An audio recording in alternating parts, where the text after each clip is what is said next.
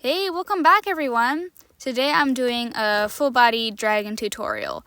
So for my line art, I usually use a 6H pencil, or 6B pencil I think it is. But you can use a round brush or an Ariander pencil or really anything for your line art. You're going to want to start with a circle for the head and another for the snout. And then you're going to curve around for the neck. And their necks need to be thick. Trust me, you want a thick neck. Like, seriously. And then you're going to want to come down for the chest and then around for the pelvis. And then I'm going to move it up a little bit with my tools. Yeah, a little bit down though. So I want room for my wings and for my feet. Then for your feet, I usually do sort of cat paw sort of a feet. I had to fix some mistakes here. Paws. And I'm going to bend the other paw slightly just to, I don't know, give it a little bit cute, less completely symmetrical. And then I'm going to do the back paws, very similar thing. Now you can add talons to the end, but there's just a lot of work and it's easier to mess up on. So it might be just me being lazy, or it might be me being very smart. And either way. And then the tail, I like it not to be very pointy at the end. I like it to be really rounded. And then I also sometimes hide my paws with them because I like to sometimes hide the back ones. Now the wings, I have these folded and down. They're kind of covering my body, so I can literally just erase everything inside the wing. So you won't be able to see any of that because I covered it with the wings. So wings on tail, good for covering. Just gonna keep erasing. And then I'm going to actually duplicate this wing I have a special tool that will allow me to duplicate it. And this tool literally just lets me trace around the wing or whatever I want to fix, and then I copy and paste it, erase the little bits on this new layer. And then now we can move it a little bit up, like so that it looks like there's another wing peeking out from behind it.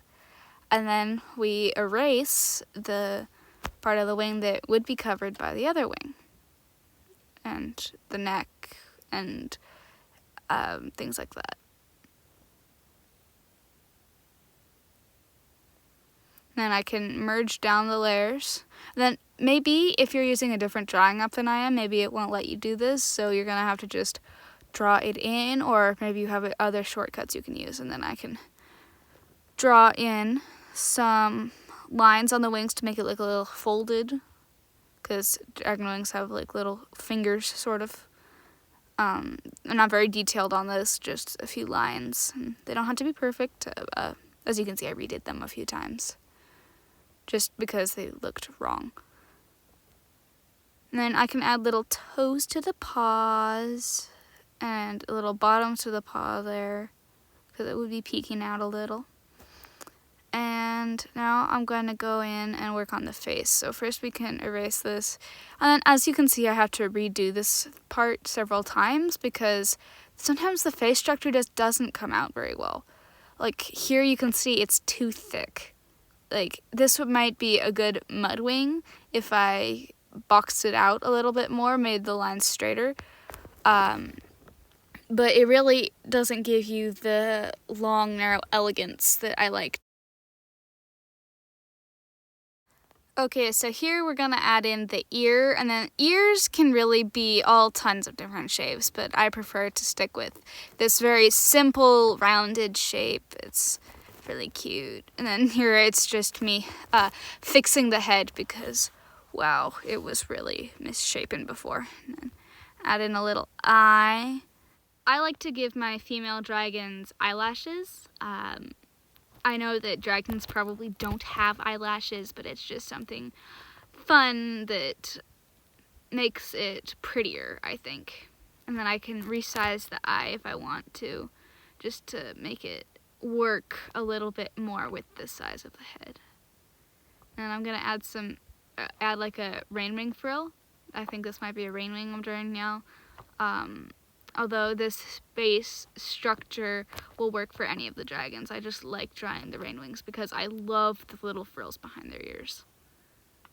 And for the little spikes down their back, I like them very rounded, and they more or less just go right along the line until you hit the tail, like the line of the spine. But when you hit the tail, you're gonna wanna start maybe pushing them onto like the surface of the tail like this, and yeah, just to make it look like the tail is maybe twisted a little. And then I can also go in and add an underbelly sort of part to the tail there too. And I'm gonna, again, this is me fixing the face structure because, like I said, it's easy to get that wrong. I think I cut out several bits where I had to go back and redo the face structure several times. I just thought that this would be very boring to just watch me erase and redraw it. This is not my first try, guys. It's gonna take a long time. Just keep at it. Here I'm drawing the underbelly. You're gonna wanna have it less than halfway down the neck. But, yeah. And a little on the tail, and we want it to look like the tail is twisting a little, so I'm going to make it stop right where the spikes are turning in. And now I'm going to start coloring.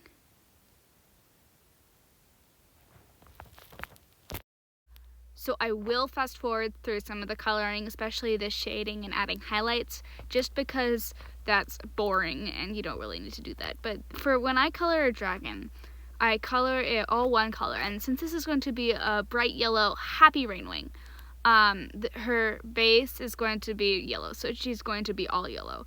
And this is because later I can come back and lock that layer so that I won't color outside the lines, especially for details like the spikes.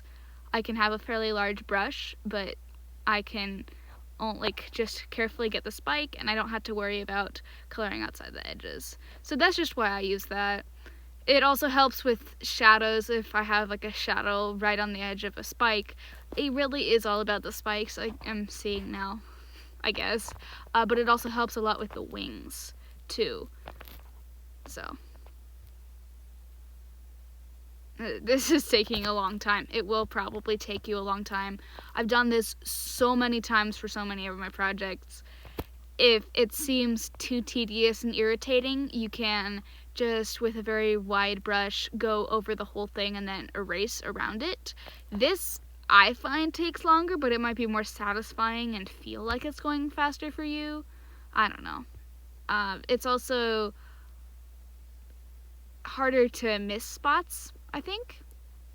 I also use color fill sometimes to get the large area, so I'll just go around the outside for this to make it a bit easier. But oftentimes I'll have a spike or part of a wing or something that ends off like separated, and then I have to re-go in. So I'm just going to go in for the underbelly color, and so I'm going to make that a lighter yellow. I almost always have a lighter color for the underbelly, and that's me testing it to make sure that it's a different enough color you can see it. And then I just kind of go in and color the underbelly. And this is what I mean about having on that lock on the layer, so I'm not coloring outside the lines.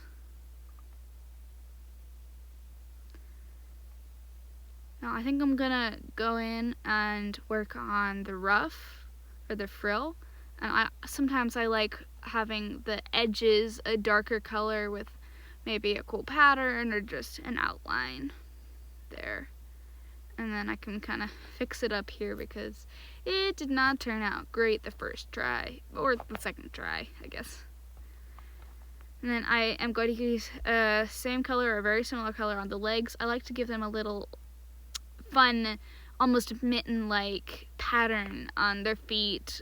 Each dragon usually gets their own unique one, but oftentimes I mean, I have so many dragons and not enough pattern ideas, so oftentimes they'll share some. Like, my design for blue has the same foot pattern as winter, I think, and maybe another dragon. I'm not really remembering. Oh, Starflight. Yeah, I gave them both like kind of a V shape on their feet, or I gave most of the sea wings kind of a wave shape, and things like that. Or sometimes I go with zigzag with the smarter dragons. I don't know, I just like doing that. Like, that's what I gave Glory. Or like the happy and bubbly dragons have almost bubbles going up their legs. And I almost always, again, do a darker color there. Except sometimes with night wings, like especially Starflight, I will make the legs lighter just to stand out. You definitely want those to stand out.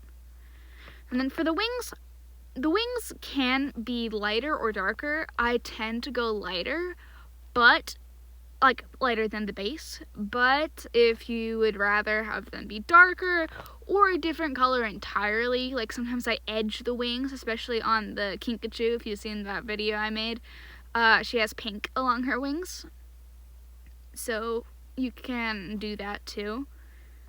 I will say that adding more patterns makes the shadows harder, because you have to switch in between so many colors, and oftentimes they'll end up a little bit wonky.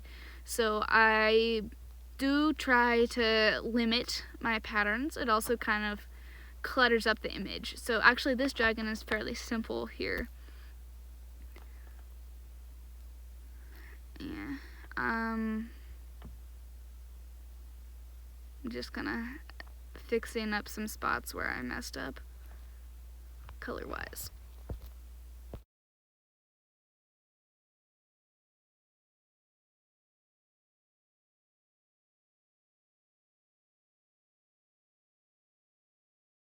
Okay, moving on to the eyes. So eye color can be any color you want. So I'm just gonna pick a random one. Red. Okay, sort of a red-orange. This is gonna be fairly hard. And I should say that I generally use very bright colors for eyes, unless it's like green, and then I generally use like a darker green, or I give sandwings black eyes, but oftentimes I will tinge them green just because the black seems very evil. Red and orange and yellow also seem a little bit evil, mostly red. So here I'm going to try to make her really cute and try to balance that out. This is actually more of a brown, red, orange, so it should be fine for this dragon. But yeah, I usually use several different colors for the iris, and then give her a little shine on there. Now for her little paw pads. I like using like paw pads a lot. I like giving them a contrasting color. You can make them lighter or darker, or just like a really contrasting color, but oftentimes I like just to keep it very similar with the colors I already have, but maybe different than the other ones. And then the horns, I generally go gray or brown shade of the color you're working with. So here it's more of a yellow-brown, or yellow-gray, sorry. And now all that's left is shading.